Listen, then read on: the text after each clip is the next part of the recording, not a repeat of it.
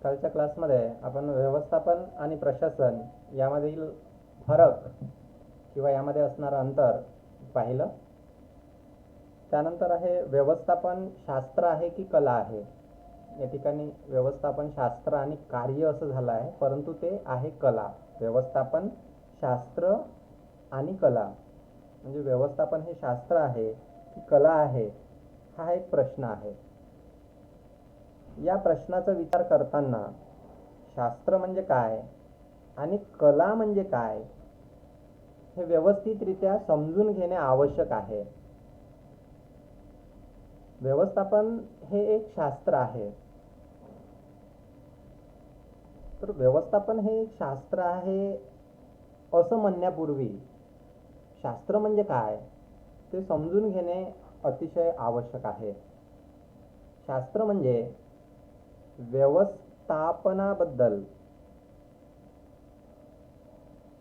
व्यवस्थापनाबद्दल आहे या ठिकाणी, परंतु तो शब्द आहे व्यवस्थाबद्ध. शास्त्र म्हणजे व्यवस्थाबद्ध ज्ञानाचा समुच्चय होय. व्यवस्थाबद्ध म्हणजे व्यवस्थितरित्या, जशी एखादी व्यवस्था असते, एखादी सिस्टीम असते, त्या सिस्टीमनुसार, त्या पद्धतीनुसार असणारा ज्ञानाचा समुच्चय म्हणजे शास्त्र. शास्त्रामध्ये कारण व परिणाम यातील संबंध स्पष्ट केला जातो. कारण आणि परिणाम, हे का घडलं, ते का घडलं, त्याचे काय परिणाम झाले, म्हणजे कारण आणि परिणाम यातील संबंध शास्त्रामध्ये स्पष्ट केला जातो आणि वस्तुस्थितीचे वास्तविक दर्शन घडवून आणले जाते. वस्तुस्थिती काय आहे ते सुद्धा शास्त्रामध्ये पाहिलं जाते. शास्त्र हे कोणत्याही शाखेचा, कोणत्याही विषयाचा सुसंगत पद्धतीने अभ्यास करीत असते. कोणतीही शाखा घ्या, कोणताही विषय घ्या, व्यवस्थापन घ्या, अर्थशास्त्र घ्या, कोणताही विषय घ्या, भौतिकशास्त्र घ्या, कोणत्याही विषयाचा सुसंगत पद्धतीने अभ्यास करीत असते. चिंतन, संशोधन, निरीक्षण आणि प्रयोग यांच्या आधारे शास्त्रामध्ये काही सिद्धांत व तत्वे दिलेली असतात. ही तत्वे स्थळ, काळ व परिस्थितीनुसार असली पाहिजेत.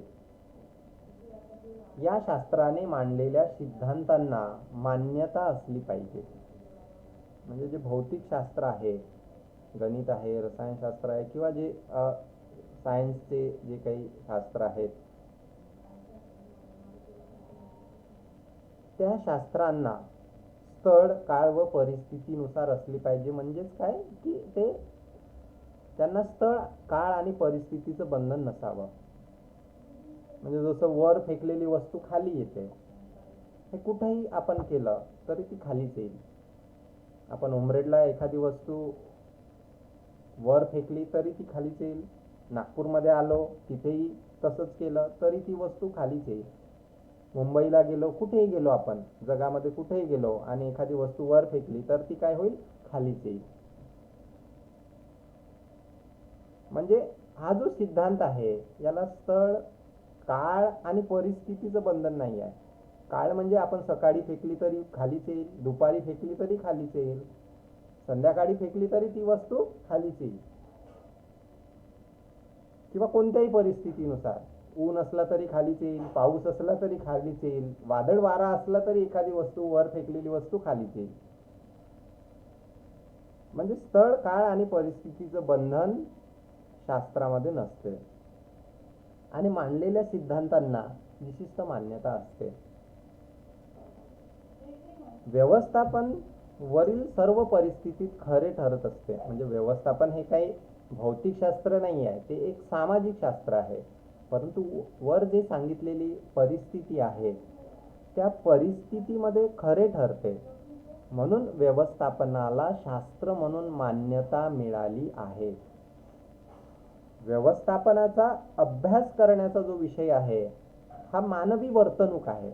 मानवाची वर्तणूक, माणूस कसा वागतो, कर्मचारी कसे वागतात, अधिकारी कसे वागतात, देशातील जनता कशी वागते, ग्राहक कशी वागते, म्हणजे मानवाची वर्तणूक, तो कशा प्रकारे वागतो, कसं बिहेवियर करतो, त्याची वर्तणूक हा व्यवस्थापन शास्त्राचा अभ्यासाचा विषय आहे.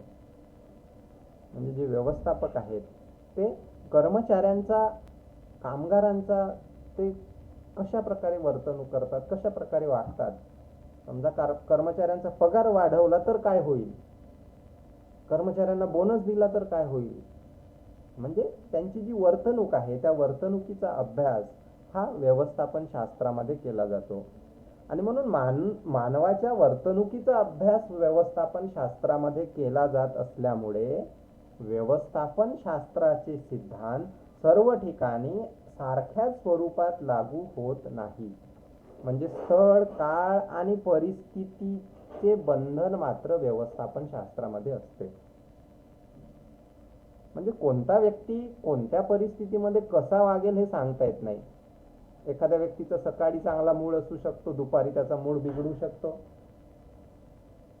संध्याकाळी काय होईल हेही सांगता येत नाही. म्हणजे माणूस कसा वागेल, व्यक्ती कसा वागेल, त्याची वर्तणूक कशी असेल हे सांगता येत नाही. आणि म्हणून व्यवस्थापन शास्त्राला, कारण व्यवस्थापन शास्त्राचा अभ्यास करण्याचा विषय काय आहे, मानवाची वर्तणूक, तो कशा प्रकारे वागतो आणि कोणता माणूस कशा प्रकारे वागेल, केव्हा काय बोलेल, केव्हा त्याचा मूड होईल, काहीच सांगता येत नाही. आणि म्हणून व्यवस्थापन शास्त्र हे एक सामाजिक शास्त्र आहे आणि व्यवस्थापन शास्त्राचे सिद्धांत सर्व ठिकाणी सारख्याच स्वरूपात लागू होत नाही. एखादा व्यक्ती नागपूरला आल्यानंतर चांगलाही वागू शकतो किंवा एखादा व्यक्ती दुसरीकडे गेल्यानंतर त्याच्या वर्तणुकीमध्ये बदल होऊ शकतो. म्हणजे ठिकाण, स्थळ, काळ, परिस्थिती याचं बंधन मात्र यामध्ये असते. कोणता व्यक्ती कसं वागेल ते सांगता येत नाही. आणि म्हणून व्यवस्थापन शास्त्र हे एक सामाजिक शास्त्र आहे आणि व्यवस्थापन शास्त्रातील नियमांना स्थळ, काळ आणि परिस्थितीच्या मर्यादा लागू पडतात. व्यवस्थापन शास्त्राला शास्त्र म्हणून मान्यता मिळवून देण्यासाठी सर्वप्रथम श्री चार्ल्स बॅबेज यांनी प्रयत्न केले, परंतु नंतर त्यांनी ही जबाबदारी फ्रेडरिक टेलर यांना सोपवली. फ्रेडरिक टेलर यांना व्यवस्थापन शास्त्राचे जनक असं म्हटलं जाते. टेलर यांनी आपल्या अनुभवावरून व्यवस्थापन हे एक शास्त्र आहे आणि त्याचा शास्त्रीय पद्धतीनेच वापर झाला पाहिजे असं सांगितलं. आता आपण पाहू की भौतिक शास्त्र आणि सामाजिक शास्त्र, म्हणजे भौतिक शास्त्राचे प्रकार आहेत. भौतिक शास्त्र आणि सामाजिक शास्त्र असे शास्त्राचे दोन प्रकारे वर्गीकरण करता येते. भौतिक शास्त्राचे नियम प्रयोगशाळेत पडताळून पाहता येतात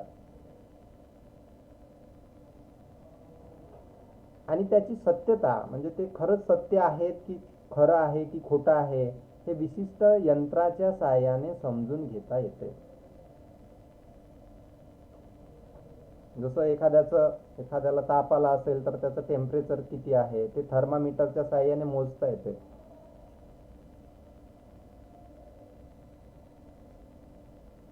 किंवा भौतिक शास्त्राचे अनेक नियम आहेत, ते प्रयोगशाळेमध्ये सुद्धा, आपल्या कॉलेजमध्ये सुद्धा सायन्सच्या लायब्ररी आहेत, रसायनशास्त्र विभाग, बॉटनीची लायब्ररी आहे, लॅबॉरेटरी आहे, प्रयोगशाळा आहेत. त्या प्रयोगशाळेत ते विद्यार्थी काय करतात, ते नियम पडताळून पाहतात आणि ते खरे आहेत की खोटे आहेत हे सुद्धा त्या ठिकाणी तपासता येते. आणि हे सर्व नियम सर्व ठिकाणी आणि सर्व काळामध्ये लागू होतात.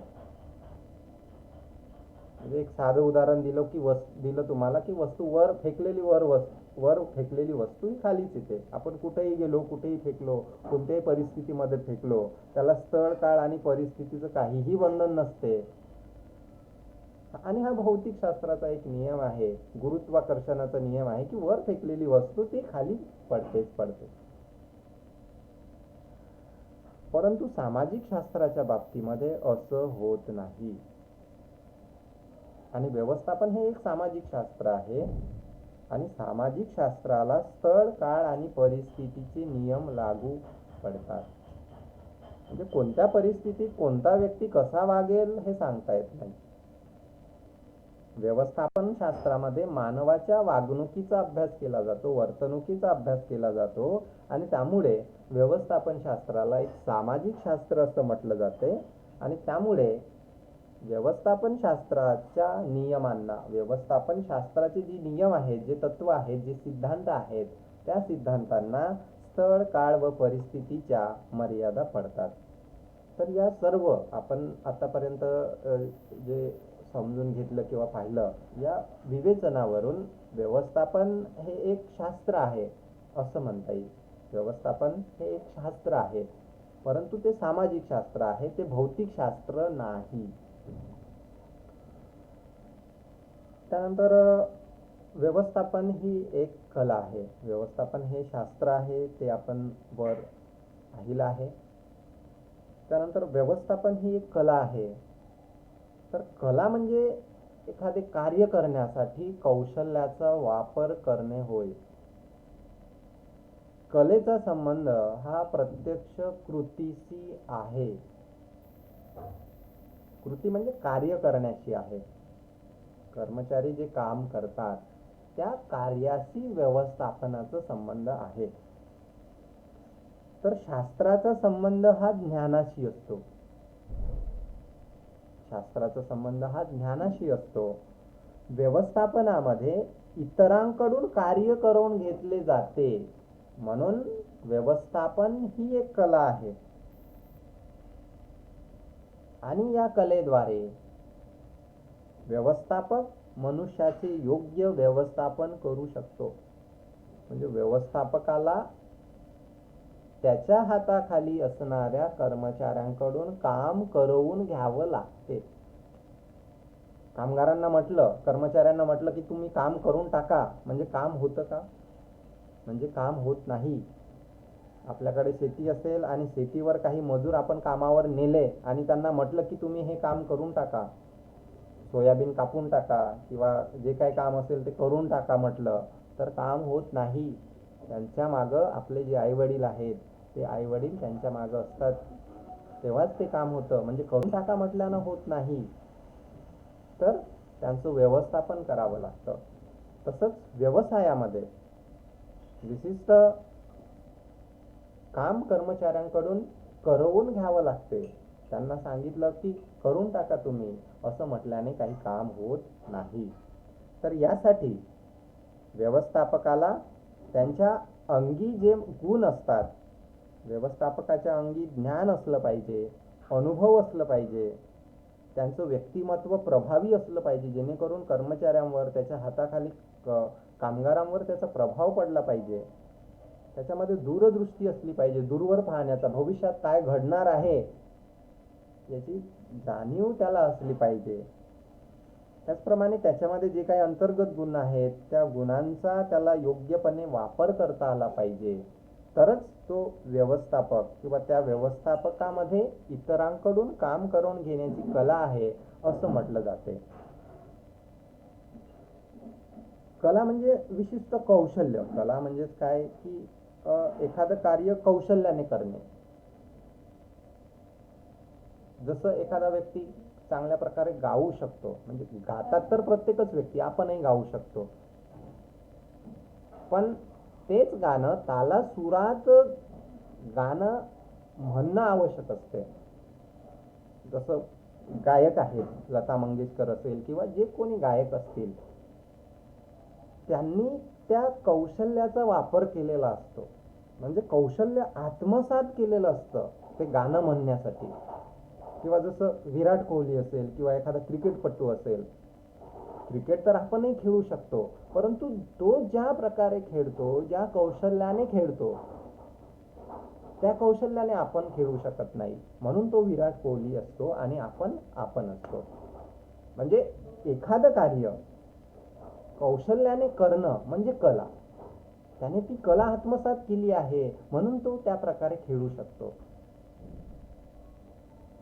तिने गाणं म्हणण्याची कला आत्मसात केलेली आहे आणि म्हणून ती योग्य प्रकारे किंवा तालासुरामध्ये मधुर आवाजामध्ये गाणं म्हणू शकते.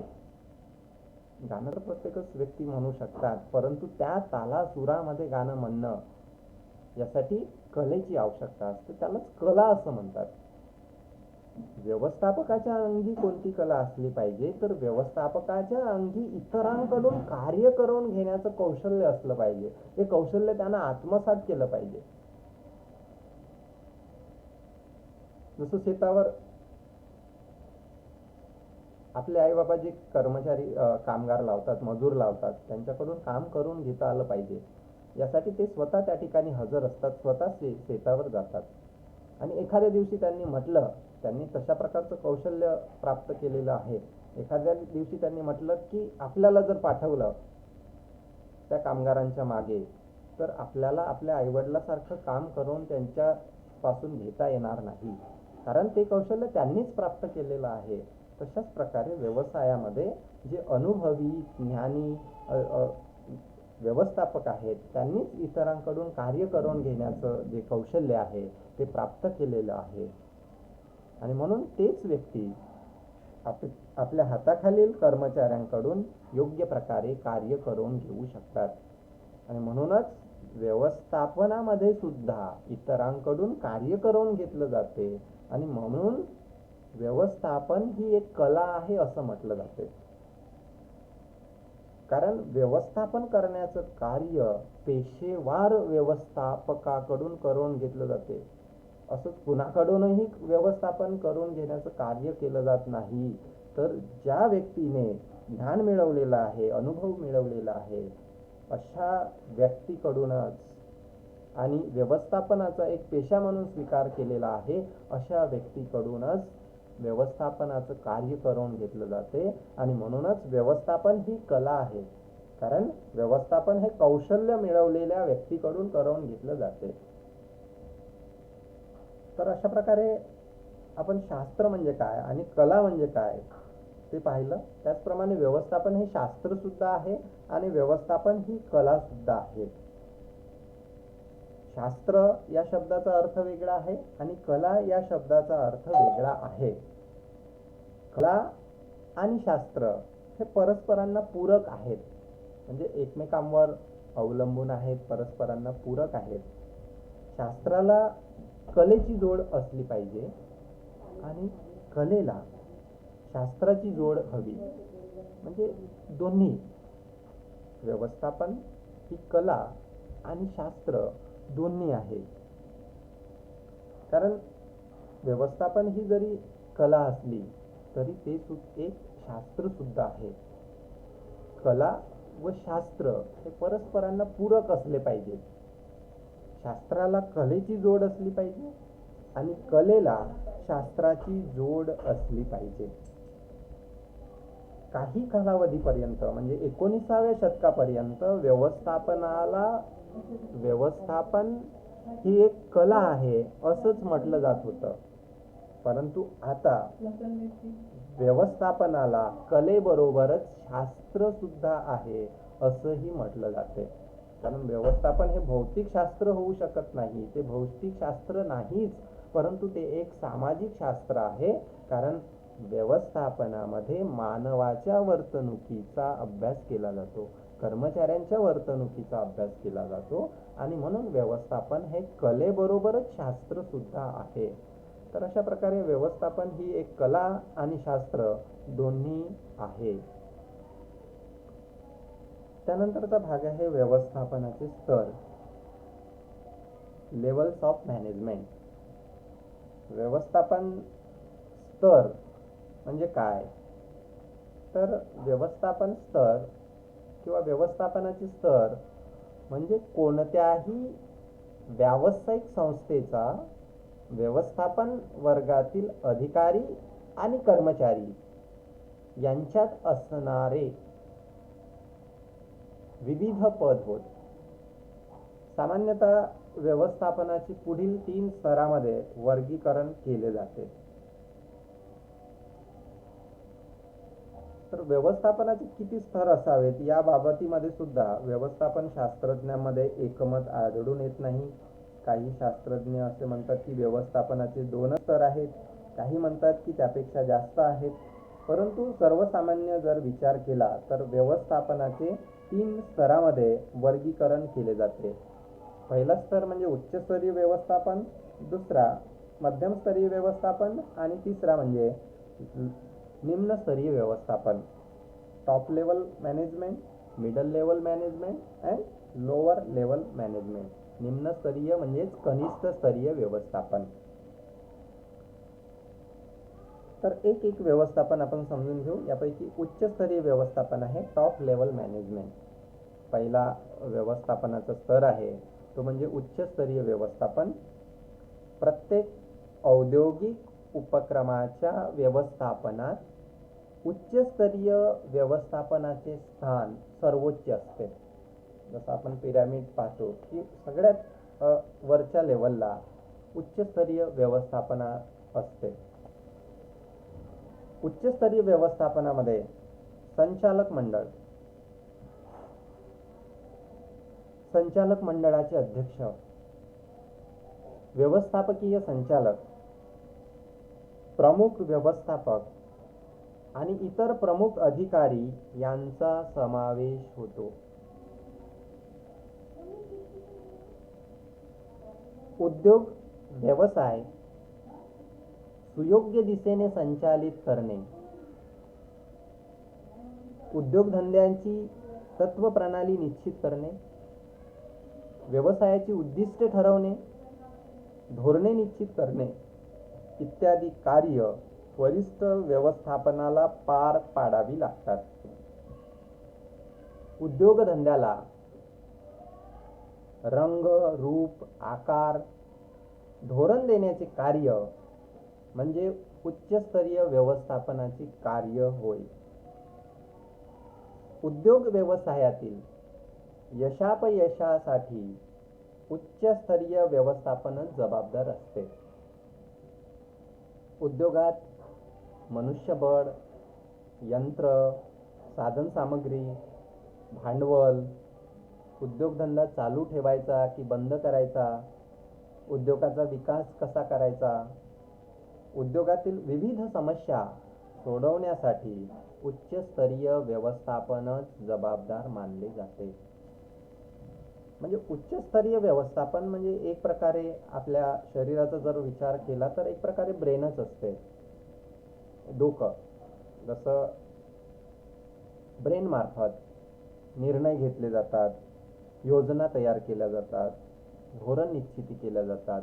तशाच प्रकारे उच्चस्तरीय व्यवस्थापनाला कार्य करावं लागते आणि सर्वात वरचं स्थान हे उच्चस्तरीय व्यवस्थापनाचं असते. उच्चस्तरीय व्यवस्थापनामार्फत निर्णय घेणे, व्यवसायासंबंधीचे जे काही निर्णय घ्यायचे आहेत ते निर्णय घेणे. कारण व्यवसायामध्ये अनेक निर्णय घ्यावे लागतात. भांडवल जमा करणे, खरेदी करणे, विक्री करणे, उत्पादन करणे यासंबंधी अनेक निर्णय घ्यावे लागतात. ते निर्णय उच्चस्तरीय व्यवस्थापनच घेत असते. त्यानंतर योजना तयार करणे, विशिष्ट वस्तूचं उत्पादन करायचं असेल तर त्यासाठी योजना तयार कराव्या लागतात आणि त्या योजनेनुसार कार्य करावं लागते. मात्र योजना तयार करण्याचं कार्य उच्चस्तरीय व्यवस्थापन करीत असते. त्यानंतर धोरणे निश्चित करणे, योजना तयार केल्यानंतर त्या योजनेनुसार कार्य करण्याकरिता एका कार्यपद्धतीची निवड करावी लागते. त्यालाच धोरणे असं म्हणतात. जसं आपल्याला एखाद्या गावी जायचं असेल तर आपण अगोदर ठरवतो की कोणत्या गावी जायचं आहे आणि त्यानंतर ठरवतो की कोणत्या मार्गानं जायचं आहे, कोणत्या साधनानं जायचं आहे ते आपण ठरवतो. तसंच व्यवसायामध्ये सुद्धा योजना तयार केल्यानंतर ती योजना पूर्ण करण्याकरिता कोणत्या मार्गाने जायचं आहे यासाठी जो रस्ता तयार केला जातो त्यालाच धोरणं असं म्हणतात. त्यानंतर धोरणांना मंजुरी देणे, कारण सर्व संचालक मंडळाचं मत विचारात घेऊनच धोरणांना मंजुरी दिली जाते आणि त्यानंतर धोरणांना मंजुरी दिल्यानंतर त्याचं मूल्यमापन करणे. म्हणजे प्रत्यक्ष धोरणानुसार कार्य होत आहे किंवा नाही, आपण रस्त्यानं बरोबर जात आहोत किंवा नाही, की रस्त्याला सोडून दुसराच रस्ता आपण पकडला तर नाही, याचं मूल्यमापन करावं लागते. म्हणजे धोरणाचं मूल्यमापन करणे, निर्णय घेण्यापासून ते धोरणाचं मूल्यमापन करण्यापर्यंतची सर्व कार्य उच्चस्तरीय व्यवस्थापनाला करावी लागतात.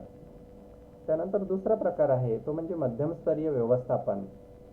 मध्यमस्तरीय व्यवस्थापन म्हणजे उच्चस्तरीय व्यवस्थापन आणि निम्नस्तरीय व्यवस्थापन यांच्यातील दुवा होय, किंवा यांच्यातील मधला स्तर. उच्चस्तरीय व्यवस्थापन आणि कनिष्ठ स्तरीय व्यवस्थापन यांच्या मधला स्तर म्हणजेच निम्नस्तरीय व्यवस्थापन होय. उद्योग व्यवसायातील नियोजन करणे हे उच्चस्तरीय व्यवस्थापनाचे कार्य असते. तर या सर्व नियोजित क्रिया पार पाडण्यासाठी कामगारांना मार्गदर्शन करणे हे मध्यम स्तराचे कार्य असते.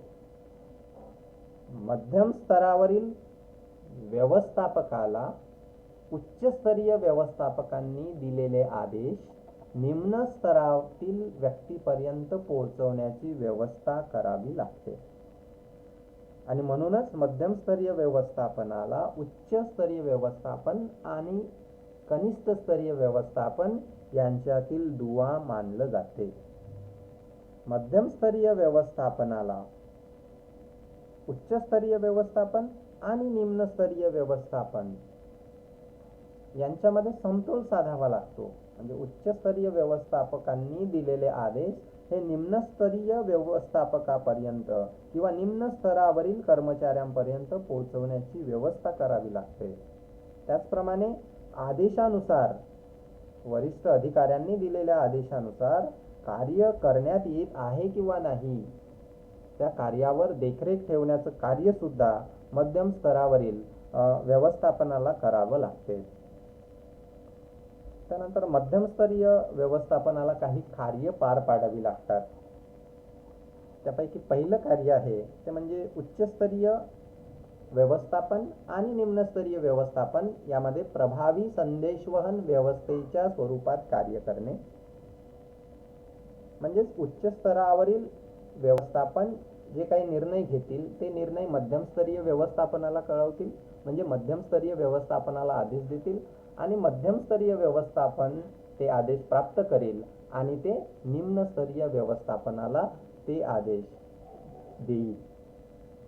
त्यानंतर दुसरं कार्य आहे ते म्हणजे उच्चस्तरीय व्यवस्थापनाने जे धोरण ठरवलेले आहेत त्या ठरवलेल्या धोरणांची अंमलबजावणी करणे आणि ती अंमलबजावणी करण्यासाठी योजना आणि कार्यक्रम तयार करणे. म्हणजे धोरणं ठरवण्याचं कार्य उच्चस्तरीय व्यवस्थापन करीत असतात, मात्र त्याची अंमलबजावणी करण्याचं कार्य मध्यमस्तरीय व्यवस्थापनाला आणि निम्नस्तरीय व्यवस्थापनाला करावं लागते.